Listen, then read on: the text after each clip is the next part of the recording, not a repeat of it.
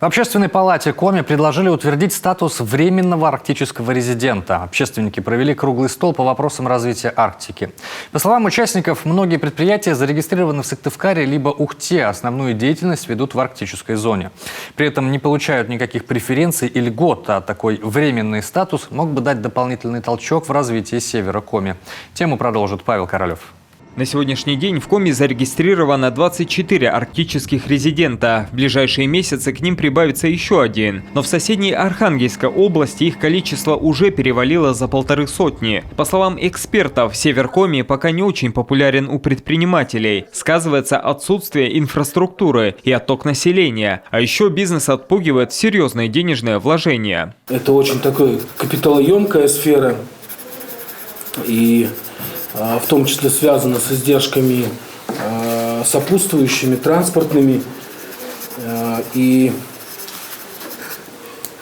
иногда даже говорят, что Арктика и предпринимательство – это нечто такое противоестественное, где, скажем так, не среда обитания предпринимателей, но тем не менее арктические территории всегда тянули к себе капитал. И проблем у бизнеса на севере хватает. Один из арктических резидентов – Интинский завод железобетонных изделий. По плану должно быть создано 80 новых рабочих мест, что для Инты очень существенно. Для запуска производства необходимо 220 миллионов, но коммерческие банки отказывают в кредите. У нас нету ничего, что мы можем предложить, ни в залог, ни во что, ни денежное обеспечение.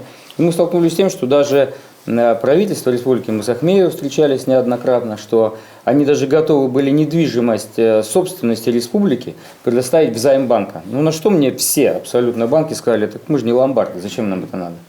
И все. То есть хоть мы и состоим в плане мероприятий по диверсификации экономики республики 2021-2026 года, а система это получается не работает. Тем временем о статусе временного резидента просят предприятия, которые не зарегистрированы в арктической зоне, но при этом свою деятельность ведут именно там. Пока за бортом находится и бизнес, который уже давно работает в Воркуте, Инте, Усинске и в Уссылимском районе, даже оформлен там, но соответствующего статуса не имеет. Ведь резидентство, а вместе с ним и льготы, даются только недавно открытым предприятиям. Нам часто задают один и тот же вопрос действующие предприниматели этих регионов. Почему нам, как действующему бизнесу, не предоставляются все эти льготы, а только новым предпринимателям, только новым проектам.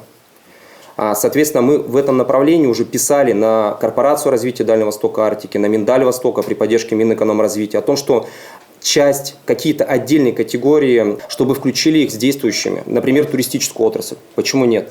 Воркута, Инта спокойно. Участники круглого стола убеждены, нужны крупные якорные проекты и предприятия. Только они смогут подтянуть за собой небольших игроков, а вместе с тем и повысить инвестиционный климат севера республики. Павел Королев, Дмитрий Ведерников, телеканал Юрган.